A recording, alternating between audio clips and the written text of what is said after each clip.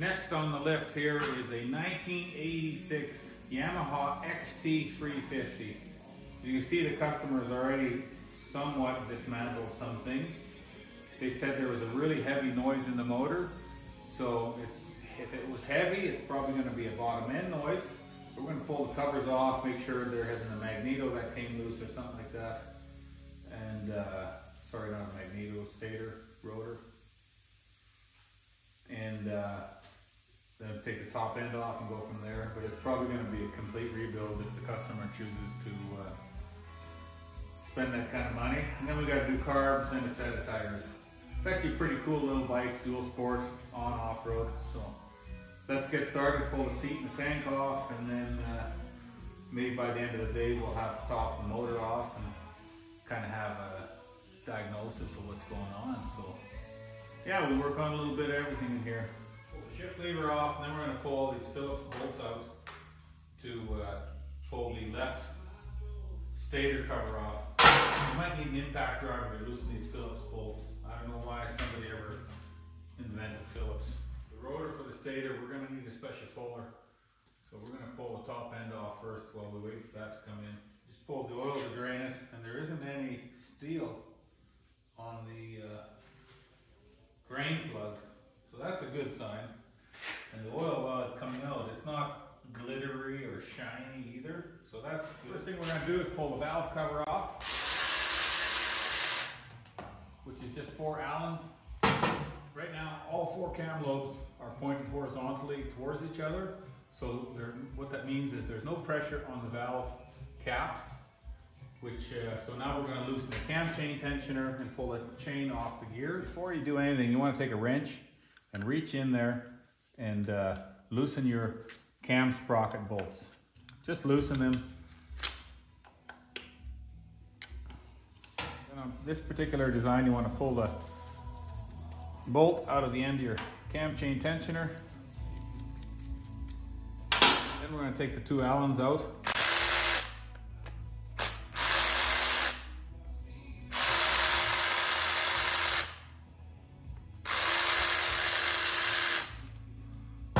That's your cam chain tensioner, spring loaded, automatic. Then we're going to take the oil feed line for the top end out. Be careful you don't lose any of these copper crush washers. Then you want to get your top engine mount out of the way. Then you can pull your cam chain off. Just leave it laying there. You can tie a wire to it so it doesn't fall down or whatever. We're pulling this heads off anyways, so don't be too worried if you lose something. Then we're going to pull our lobes or our caps off our cams. But make sure they stay in the right spot because you don't want to mix them up. They should always stay in the same one because they're usually machined on the head line board so that your camshaft runs straight and free and nice and loose. And a lot of times they are numbered. Just get your cam lobes off. You're going to want to inspect them for wear. It's a little bit of a dark spot here for wear, but that's fine because if you look in the center, you can still see all your machine marks. So if all 4 look like that, then we're laughing. So we've got our cam caps off, pull our cams out. You want to have a real good look at them for wear. It's going to be really hard for you guys to see this on the camera, but you can see darkness right here. That's where the hard surfacing has peeled off. There's also pitting in there that you can see with your eye. You take a razor and lightly drag it over hard surfacing, it'll be smooth. Then as soon as you get to a spot where the hard surfacing is gone, you'll feel it scratch, it's rough. So if this was my bike, I'd like to replace these camshafts or send them out to a friend of ours in BC and have them re-chromed. We got both cams out.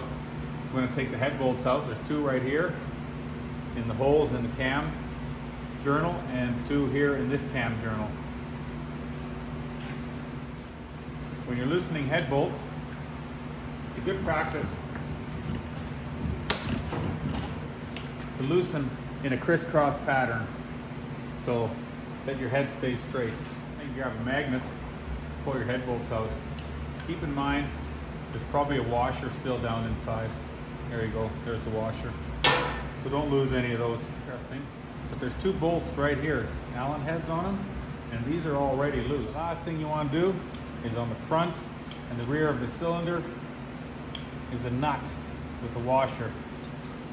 You should be able to pull your head off carefully.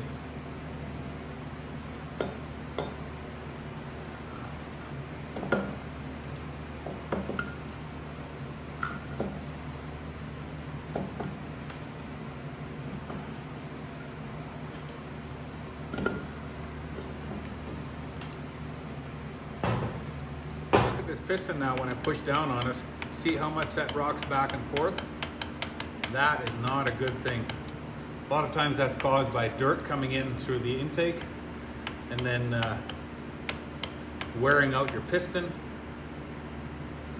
Or if you start up your engine when it's cold and rev the crap out of it, you're going to collapse the skirts on your piston.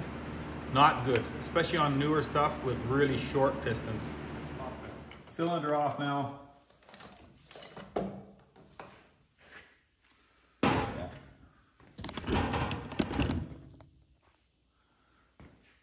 There you can see all the scoring on this piston. It's in bad shape. We're going to pop that piston off and then see how our crankshaft feels.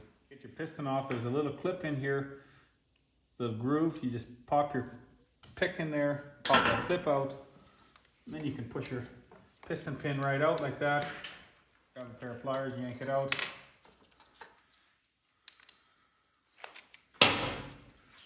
Well,